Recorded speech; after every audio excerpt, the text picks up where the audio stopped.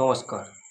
আজ এমন একটা বিষয় নিয়ে কথা বলবো, যেটা নিয়ে প্রকাশ্যে খুব কম মানুষই কথা বলছে, কিংবা ভিতরে ভিতরে অসংখ্য মানুষের ক্ষোভ জমে আছে। প্রশ্নটা খুব সোজা: সরকারি সুযোগ সুবিধা কি মানুষের আর্থিক অবস্থার ভিত্তিতে দেওয়া উচিত, নাকি শুধু নারী পুরুষ পরিচয়ের ভিত্তিতে দেওয়া উচিত?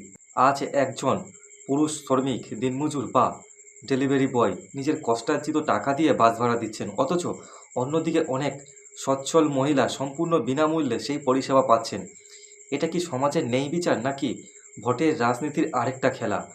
আজ কোনো আবেগ নয়, তথ্য ও যুক্তির ভিত্তিতে এই বিষয়টা নিয়ে খোলাখুলি আলোচনা করব।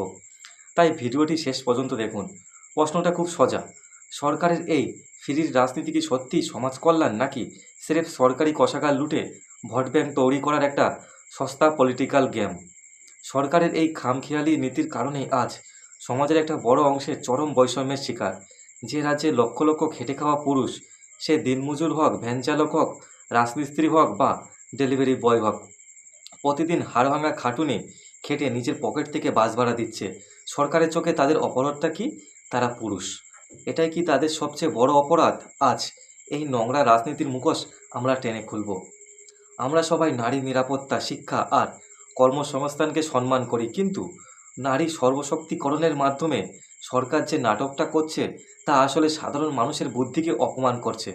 ভেবে দেখুন, সরকারের নীতি কতটা হাস্যকর আর অন্ধ। একজন মহিলা যিনি সরকারি চাকরি করেন বা বড় সংস্থায় মাসে 50 থেকে 70 হাজার বা 1 লাখ টাকা মাইনে পান, তিনি যখন বিলাসবহুল এসি বাসে বা দূরপাল্লার সরকারি বাসে উঠছেন, তখন তার ভাড়া কমপ্লিটলি ফ্রি। কেন? কারণ তিনি নারী। আর অন্য পাশে একটা 22 থেকে 30 বছরের ছেলে, যে দিনে মাত্র 400 টাকা আয় করে বা সকাল থেকে রাত পর্যন্ত রক্ত জল করছে, মাসে মাত্র ইনকাম করছে 10 হাজার টাকা, তাকে কিন্তু বাসে উঠেই পকেট থেকে 20 টাকা বার করে ভাড়া কাটতে হচ্ছে। কেন? কারণ সে পুরুষ।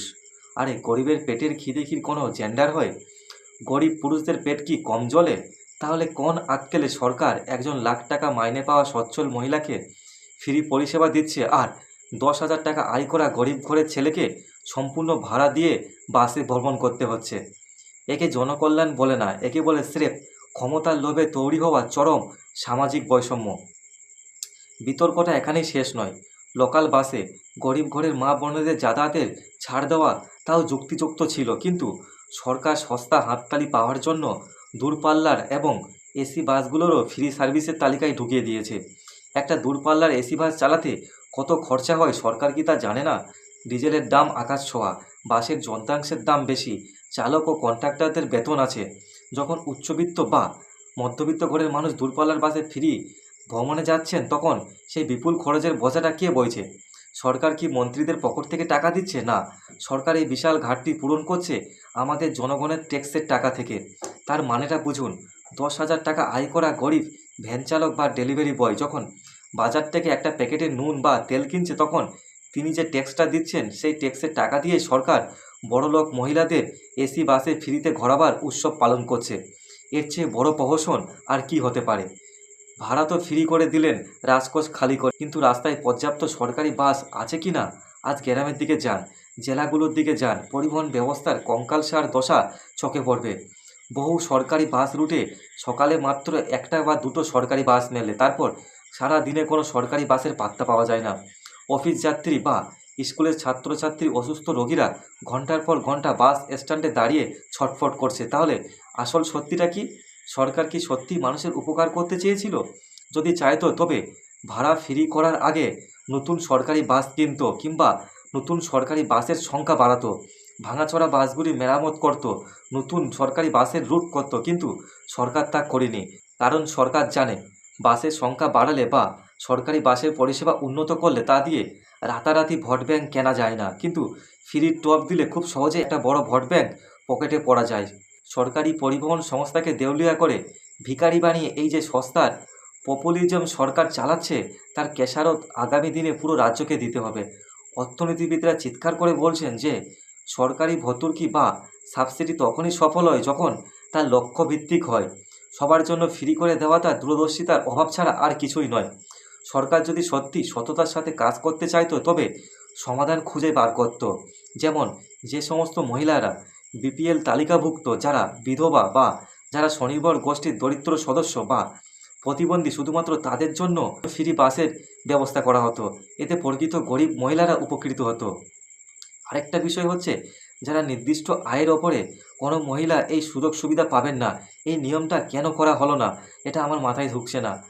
আরেকটা পয়েন্ট হচ্ছে, শুধুমাত্র সাধারণ লোকাল বাস মহিলাদের জন্য ফ্রি করা উচিত ছিল, কিন্তু এসি বা এক্সপ্রেস বাসে কোনো ছাড় থাকা উচিত ছিল না। কিন্তু সরকার এই অযৌক্তিক পথগুলি ধরে নিন, কারণ তারা সমাজ শুধরাতে আসেনি, তারা এসেছে যে কোনো উপায়ে তাদের ভোট ব্যাংক বাড়াতে।